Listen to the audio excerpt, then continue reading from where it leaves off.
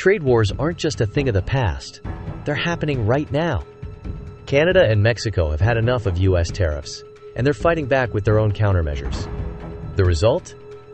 A new economic showdown that could cost billions and disrupt industries across North America. Could this spark an all-out trade war? Or will cooler heads prevail?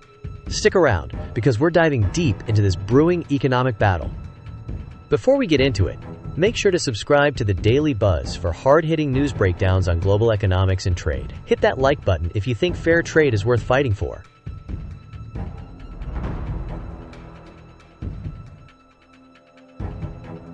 The relationship between the U.S., Canada, and Mexico has always been complex, with trade deals, tariffs, and economic policies constantly shifting.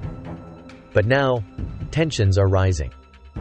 The U.S. recently imposed new tariffs on Mexican steel and Canadian aluminum, claiming it was to protect American jobs. In response, Canada and Mexico are hitting back, introducing tariffs on key U.S. exports like agriculture, manufacturing, and consumer goods. The result?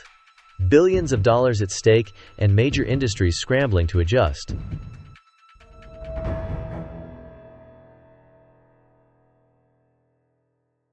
But why now? And who stands to lose the most? Let's break it down. Here's what's happening. The U.S. slapped tariffs of 25% on Mexican steel and 10% on Canadian aluminum, claiming these industries were undercutting American manufacturers. Canada fired back, announcing $6 billion in counter-tariffs targeting U.S. agricultural exports, auto parts, and whiskey. Mexico is imposing new taxes on U.S. corn, pork, and dairy products, a direct hit to American farmers. These aren't just symbolic moves. They could impact thousands of jobs and raise prices for consumers.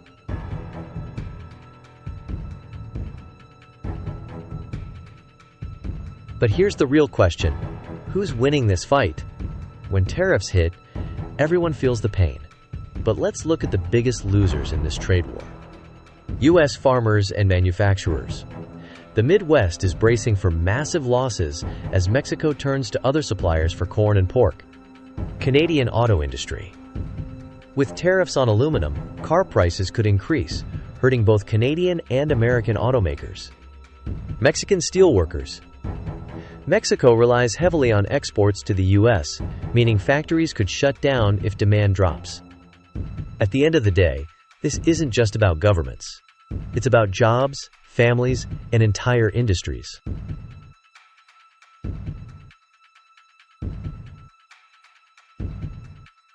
So why is this happening now? Well, it's not just about economics. It's about politics. The U.S. claims these tariffs protect American workers from unfair competition. Canada and Mexico say they're defending their industries and pushing back against U.S. economic bullying. With upcoming elections in the U.S. and Canada, leaders want to appear strong to their voters. But here's the real twist.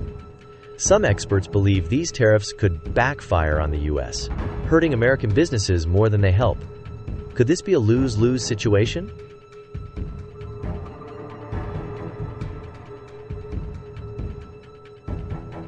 So, where does this go from here?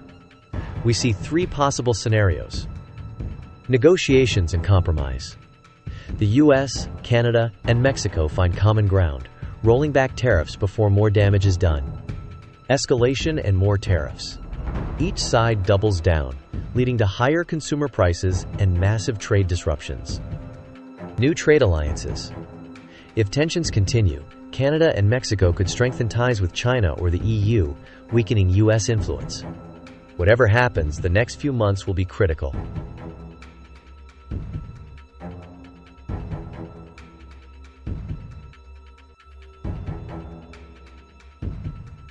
This trade war could have major consequences for everyday people, from higher grocery prices to job losses in key industries.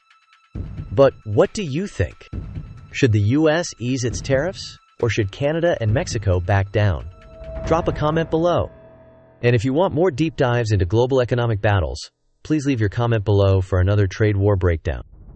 Subscribe to the Daily Buzz for breaking news, expert analysis, and real stories that impact you.